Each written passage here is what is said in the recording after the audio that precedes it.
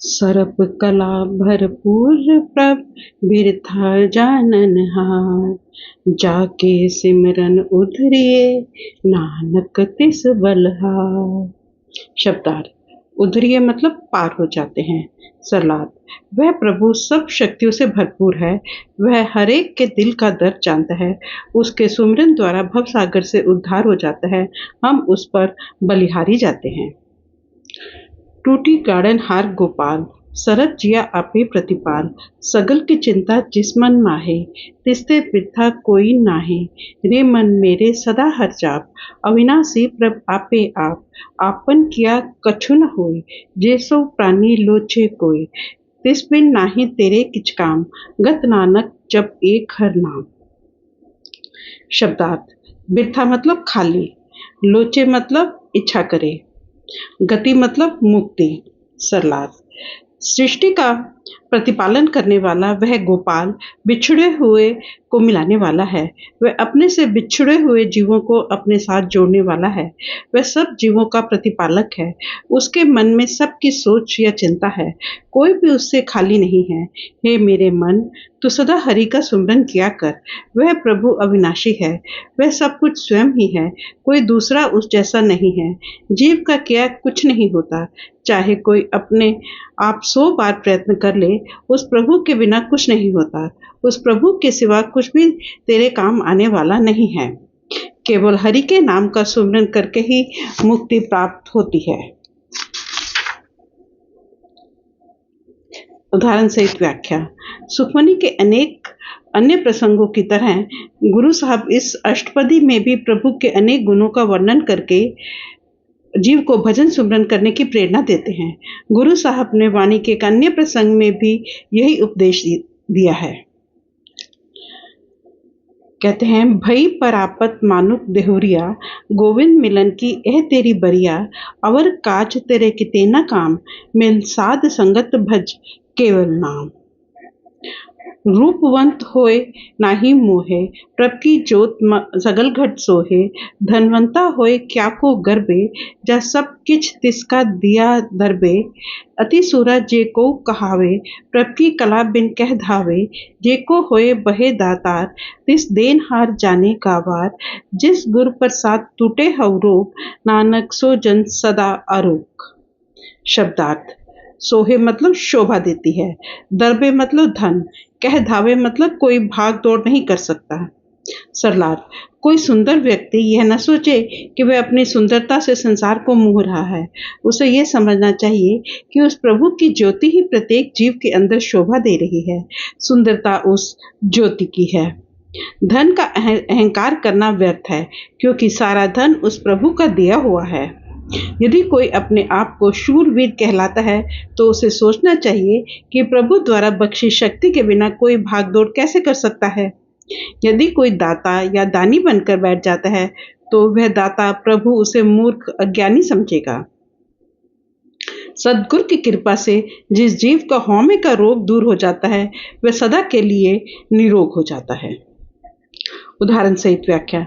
गुरु साहब ने अनेक प्रसंगों में अहंकार और होमे का त्याग करके नम्रता का गुण धारण करने का उपदेश दिया है। इस पद में चेतावनी देते हैं कि सुंदरता, धन दौलत, शूरवीरता और दान पुण्य का अहंकार करना अज्ञानता है। यह सब प्रभु के दाते हैं और इनका मान त्याग कर उस दाता का शुक्र करना चाहिए। गुरु साहब फरमाते हैं कि हौमे के रोग से छुटकारा केवल प्रभु की दया से मिल सकता है। जो मंदिर को थामे थम्मन, त्यो गुरु का सबत मन है अस्थम्मन। जो पाखान नाव चढ़ तरे, प्राणी गुर चरण लगत निस्तरे। जो अंधकार दीपक प्रकाश, गुरु दर्शन देख मन होए विगास। जो महा उद्यान मह मारक पावे, त्यो साधु संग मिल जोत प्रगटावे। तिन संतन की बाछो धूर, नानक की हर लोचा पूर। शब्दार्थ। अस्थम्मन मतलब स्तंभ, पाखान मतलब पत्थर, विगास मतलब उत्साह आनंद, उद्यान मतलब जंगल, बाछो मतलब मांगता है। सरलाट, जिस प्रकार घर का स्तंभ छत को सहारा देता है, गुरु का उपदेश मन का सहारा बनता है। जिस प्रकार किश्ती में पड़ा हुआ पत्थर पार हो जाता है, उसी प्रकार जीव सद्गुरु के चरणों के साथ जुड़कर भवसागर से पार हो जाता है। जैसे अंधेरे में दीपक प्रकाश कर देता है, वैसे ही गुरु के दर्शन करके मन में उत्साह और उल्लास आ जाता है। जिस तरह बड़े जंगल में रास्ता भटक गए व्यक्ति को किसी की सहायता से मार्ग मिल जाता है, उसी तरह से साधु की संगति द्वारा अंदर ज्योति प्रकट हो जाती है। हे प्रभु, मैं ऐसे महान गुणों वाले संतों की चरण धूलि का याचक हूँ, आप मेरी इच्छा पूर्ण करते। उदाहरण सहित व्याख्या। पिछले पद में प्रभु की स्तुति करके इस पद में प्रभु से मिलाप करने वाले संत सतगुरु की स्तुति करते हैं। गुरु साहब कहते हैं, जिस प्रकार किश्ती में पड़ा हुआ पत्थर भी पार चला जाता है और दिया अंधेरे में प्रकाश कर देता है, उसी प्रकार सतगुरु की शरण पाकर जीव का भवसागर से उद्धार हो जाता है। सतगुरु के दर्शन करने से मन प्रसन्न हो जाता है। जिस प्रकार रहबर की सहायता से घने जंगल को पार कर लिया जाता है, उसी प्रकार संत सतगुरु की संगति में नाम के अभ्यास द्वारा जीव संसार रूपी घोर अंधकार को पार कर जाता है। गुरु साहब कहते हैं, हे प्रभु, मेरे हृदय की अभिलाषा पूर्ण करके मुझे संतों के चरणों की धूली बना दे। गुरु रामदास जी की वाणी के एक प्रसंग में यह भाव इस प्रकार प्रकट हुआ है। जिस मिलिए मन होए आनंद, सो सतगुर कहिए, मन की दुविधा बिनस जाए, हर परम पद लहिए। मेरा सतगुर प्यारा, कित विधि मिले, हम खिन खिन करी नमस्कार, मेरा गुरु पूरा क्यों मिले। कर कृपा हर मेलिया, मेरा सतगुर पूरा, इच्छ पुनि जन केरिया, ले सतगुर धूरा। मन मूरख काहे बिललाए, पूरब लिखे का लिखिया पाइए। दुख सुख प्रभ देवनहार, अवर त्याग तो तिसे चितार। जो कुछ करे सोई सुखमान, भूला काहे फिरे अजान। कौन वस्तु आई तेरे संग, लपट रहो रसलोभी पतंग। राम नाम जप हृदय माहे, नानक पद सेती घर जाहे। शब्दार्थ। काहे बिल्लाए मतलब क्यों विलाप करता है। चितार मतलब याद कर। पद सेती मतलब मान सम्मान के साथ। सरलार्थ। हे मूर्ख मन, क्यों व्यर्थ में विलाप करता है। यहाँ जो कुछ प्राप्त होता है पूर्व जन्म के लिखे लेख के अनुसार होता है। दुख देने वाला भी वह प्रभु है और सुख देने वाला भी वही है। तू अन्य सब सहारे त्याग कर, केवल उसको याद कर। वह जो कुछ करता है तो उसे ही भला मान। ए मूर्ख, तू व्यर्थ में क्यों भूला फिरता है। प्रभु के किए हुए को सुख का स्रोत समझ। तू सोच कि जब तू संसार में आया था तो कौन सी वस्तु तेरे साथ आई थी। तू पतंगे या कीट की भांति विषयों के रस पर क्यों जान देता है। तू हृदय में राम नाम का जाप कर, ताकि मान सम्मान सहित निज घर वापस पहुंच जाए।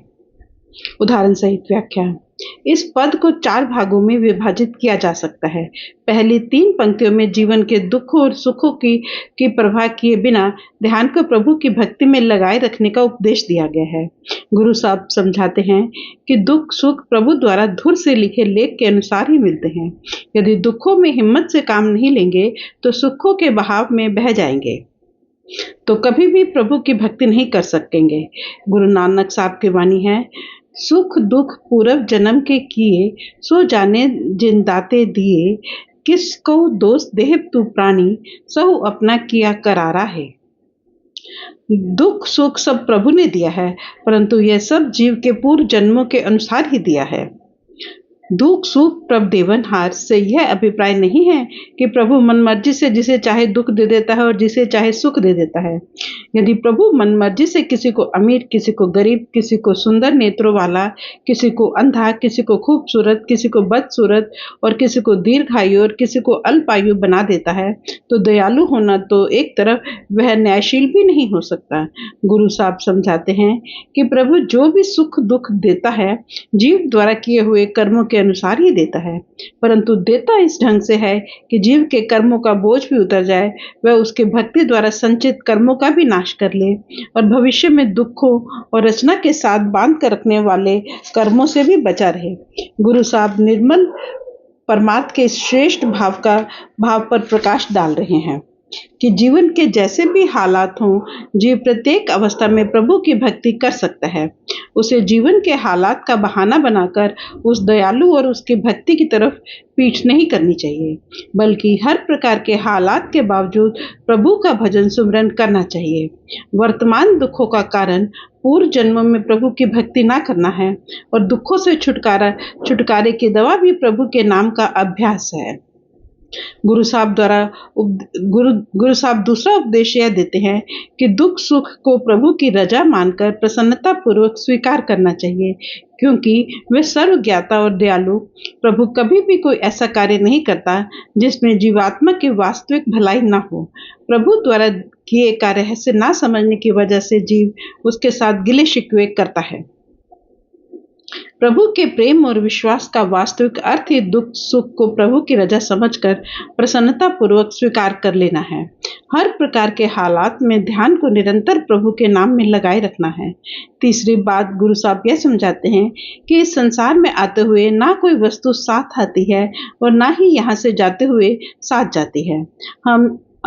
हमसे पहले आए लोग यहाँ से ना कुछ साथ लेकर जा सके हैं और ना ही हम लेकर जा सकेंगे। संसार की प्रत्येक वस्तु नाशवान है और कभी भी किसी का स्थायी साथ नहीं दे सकती। लोक परलोक दोनों में सदैव साथ निभाने वाली एकमात्र सच्ची और अविनाशी वस्तु प्रभु का नाम है। इसलिए गुरु साहब चौथा उपदेश यह देते हैं, राम नाम जप हृदय माहे, नानक पद से ती घर जाहे। मेरे प्यारे, यह संसार तेरा वास्तविक घर नहीं है, तेरा घर प्रभु का धाम है। तू नाशवान संसार के नाशवान शक्लों और पदार्थों का मोह त्याग कर प्रभु के अविनाशी नाम को हृदय में बसा ले, ताकि सम्मान पूर्वक निज घर वापस पहुंचकर स्थायी सुख का अधिकारी बन जाए। जिस वखर को लैंतु आया, राम नाम संतन घर पाया, तज अभिमान लेहो मनमोल, राम नाम हृदय में तोल। लाद खेप संतय संग चाल, अवर त्याग बिख्या जंजाल। धन धन कहे सब कोय, मुख उज्जवल हर दरगह सोए। एह व्यापार विरला व्यापारे, नानक ताके सद बलिहारे। शब्दार्थ: वखर मतलब सौदा, वस्तु। लाद खेप मतलब सौदा लाद लिया। बिख्या मतलब विष के समान अर्थात माया। सलात: मेरे मन, तू यह समझने का प्रयत्न कर कि तू जो नाम रूपी सौदा संसार में लेने के लिए आया है, वह सौदा संतों से प्राप्त होता है। तू अहंकार का त्याग करके राम नाम को हृदय में धारण कर ले, तो अपनी मन की मर्जी को संतों के हुक्म के अधीन कर। इस तरह से तुझे राम नाम रूपी पदार्थ मिल जाएगा। तो संतों की संगति में रह, नाम का सौदा इकट्ठा कर ले और माया के सब जंजाल त्याग दे। इससे हर तरफ तेरी वाह वाह हो जाएगी और प्रभु की दरगाह में भी तेरा मुख उज्जवल होगा। ऐसा व्यापार कोई विरला करता है, बलिहारी जाए ऐसा व्यापार करने वालों पर। उदाहरण सहित व्याख्या। इस पद का सुखमनी में विशेष महत्व है। गुरु साहब समझाते हैं कि जिस मुख्य पदार्थ की प्राप्ति के लिए मनुष्य संसार में आया है, वह प्रभु का नाम है। उस नाम की प्राप्ति संतों की शरण द्वारा होती है। मन मत का त्याग करके संत सदगुरु के उपदेश पर अमल करके राम नाम के 7 पदार्थ को हृदय में धारण कर लेना चाहिए। झूठे, नाशवान, अस्थायी और मायामय शक्लों और पदार्थों के माया जाल से ध्यान को निकाल कर संतों की संगति द्वारा नाम के अमूल्य धन का भंडार भर लेना चाहिए। यह धन इकट्ठा करने वाले भाग्यशाली जीव को लोक परलोक दोनों में सच्चा मान और सुख प्राप्त होता है। राम नाम के धन का भंडार एकत्रित करने वाले विरले भाग्यशाली जीव भी धन्य हैं और उनकी कमाई भी धन्य है। कबीर साहब की वाणी है, किन्हीं बंजिया कांसी तांबा, किन्हीं लौंग सुपारी, संतो बंजिया नाम गोविंद का ऐसी खेप हमारी। हर के नाम के व्यापारी, हीरा हाथ चढ़िया निर्मोलक छूट गई संसारी। सारा संसार मायामय पदार्थों का व्यापार करता है, परंतु प्रभु के भक्त उसके नाम का व्यापार करते हैं। जिन्हें नाम रूपी अनमोल हीरा प्राप्त हो जाता है, उनका ध्यान मायामय वस्तुओं के व्यापार में से अपने आप निकल जाता है। इस पद में गुरु साहब पहला उपदेश यह दे रहे हैं कि मनुष्य जन्म एक विशेष आध्यात्मिक उद्देश्य की पूर्ति के लिए मिला है। अनमोल अवसर है। यह धन दौलत इकट्ठी करने, पुत्र पुत्रियों को जन्म देने, सांसारिक मान बढ़ाई प्राप्त करने के लिए नहीं, बल्कि प्रभु के नाम द्वारा प्रभु के साथ मिलाप करने के श्रेष्ठ उद्देश्य की पूर्ति के लिए बख्शा गया है। गुरु साहब दूसरा उपदेश यह देते हैं कि राम नाम का यह अमूल्य धन केवल संत सद्गुरु की दया से ही प्राप्त हो सकता है। इसलिए मनमाने ढंग की भक्तियों को त्याग कर नम्रता पूर्वक संत सद्गुरु की शरण प्राप्त करके तन मन द्वारा नाम के अभ्यास में लग जाना चाहिए। गुरु साहिबान की संपूर्ण विचारधारा का सार यह है कि मनुष्य जन्म का मूल उद्देश्य प्रभु के साथ मिलाप करना है। यह मिलाप प्रभु के अविनाशी नाम द्वारा होता है और नाम के साथ लिव जोड़ने की युक्ति संत सद्गुरु से प्राप्त होती है।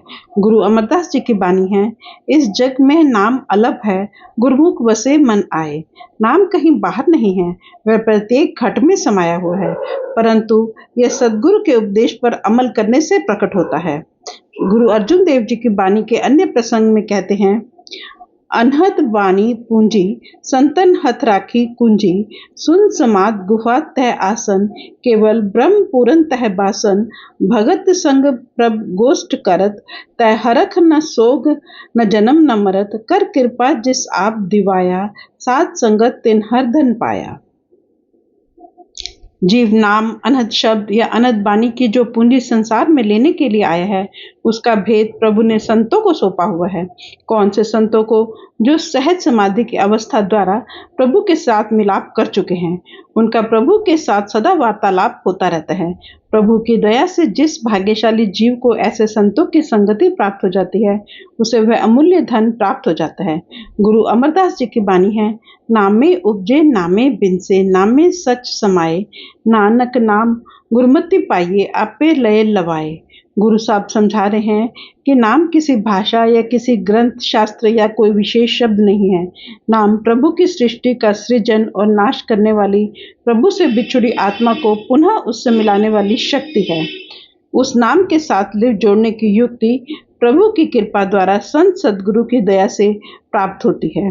गुरु अर्जुन देव जी की बानी है, गुरपुरे की पहुँच सरनाई, मोह सोग सब भरम मिटाए, एको मंत्र दृढ़ाए, औखत सच नाम मृद गाय नाम, जिस नामे को तरसो बहुदेवा, सगल भक्त जाके कर दे सेवा, अनाथा नाथ दीन दुख भंजन, सो गुरपुरे ते पाए नाम।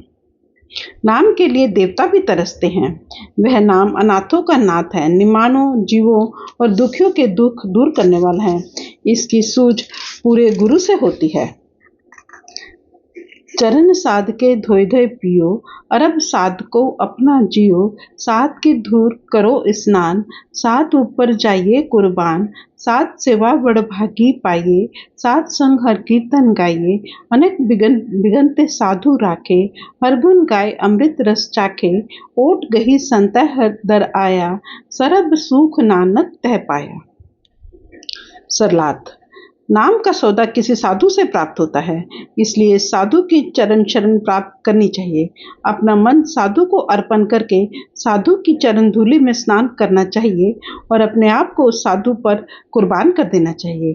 साधु की सेवा बड़े ऊंचे भाग्य से प्राप्त होती है।